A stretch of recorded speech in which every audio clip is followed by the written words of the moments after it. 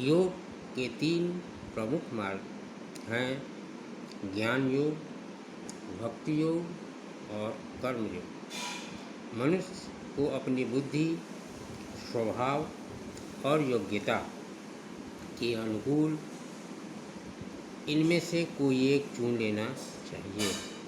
जिनका अधिक झुकाव ज्ञान की तरफ हो उन्हें ज्ञान मार्ग अपनाना चाहिए, अर्थात संसार के विषयों का सम्यक परिशीलन करते हुए उन सबों को शरीर और मन से भी अपने को पृथक बोध करना चाहिए।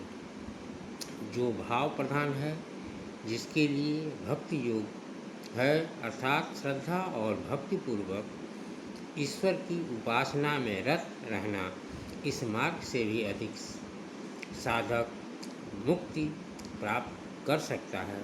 जो लोग अधिक कर्म या कठिन साधना करने के योग्य हैं, उनके लिए कर्म योग है और तत्पश्चात स्वाध्याय और ईश्वर प्रणिधान इसके मुख्य अंग हैं। कर्मयोग या क्रिया योग भी मुक्ति का साधन है और जिनका आलम्बन सच्चे मन से होना चाहिए। योग के अष्टांग साधन हैं। जब मनुष्य के चित्त में विकार भरा रहता है और उसकी शुद्धि बुद्धि दूषित हो जाती रहती है, तब तक यह तत्व ज्ञान नहीं प्राप्त हो सकता है। शुद्ध हृदय और निर्मल बुद्धि से ही आत्मज्ञान उपलब्ध हो सकता है। सांख्य योग के मतानुसार मुक्ति के लिए प्रज्ञा आवश्यक है। प्रज्ञा का अर्थ आत्मदृष्टि के द्वारा इस सत्य का दर्शन जो आत्मा नित्य, मुक्त, शुद्ध चैतन्य स्वरूप और शरीर तथा मन में से सर्वदा भिन्न है। परंतु यह दृष्टि तभी हो सकती है जब अंतःकरण सर्वथा निर्विकार और शुद्ध एवं शांत हो। चित्त की शुद्धि और पवित्रता के लिए योग का 8 अंग बतलाए गए हैं। वो योग 8 अंग प्रकार का साधन बतलाया गया है।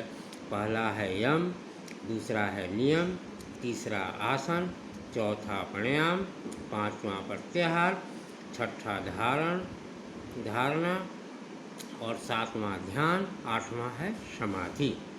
ये 8 योगांग कहलाते हैं।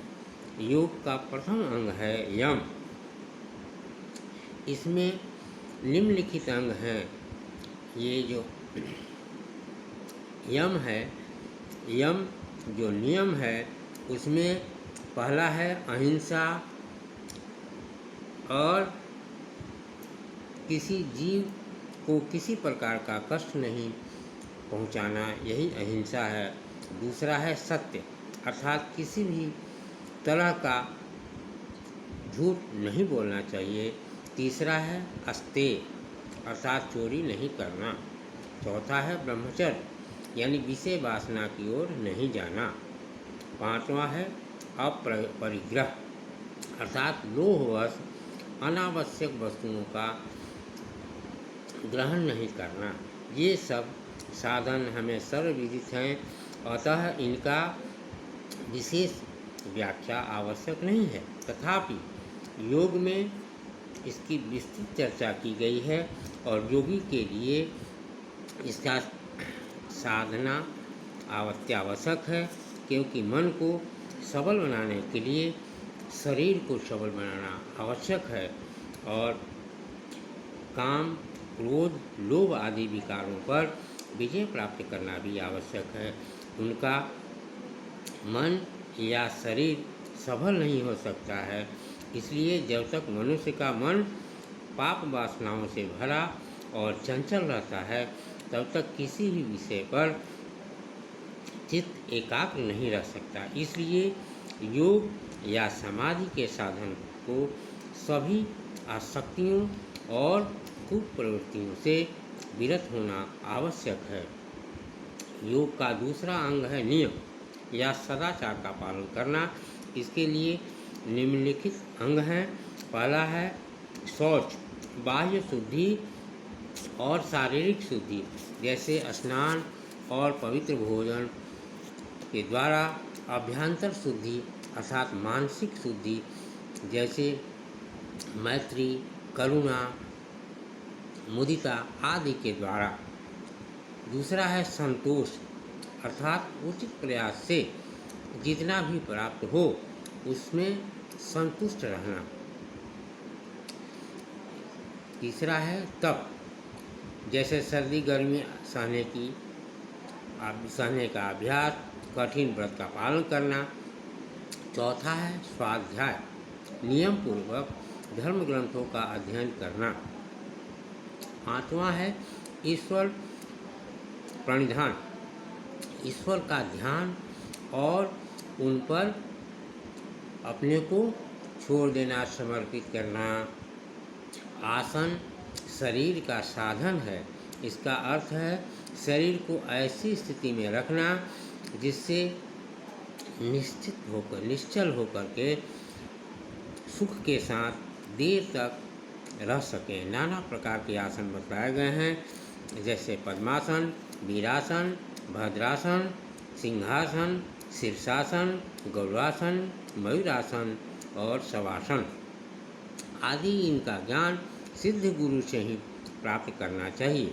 चित्त को एकाग्र करने के का अनुशासन भी आवश्यक है, जिसका मन का यदि शरीर रोग आदि बाधाओं से पूर्णतया मुक्त नहीं रह सकता तो समाधि लगाना बड़ा ही कठिन हो जाएगा। अतएव आरोग्य साधन के लिए बहुत से नियम निर्धारित करना पड़ता है और इसके लिए शरीर समाधि क्रिया के योग्य बन सके। शरीर और मन को शुद्ध और सबल बनाने के लिए, दीर्घायु प्राप्त करने के लिए योग के नाना प्रकार का नियम बताए गए हैं।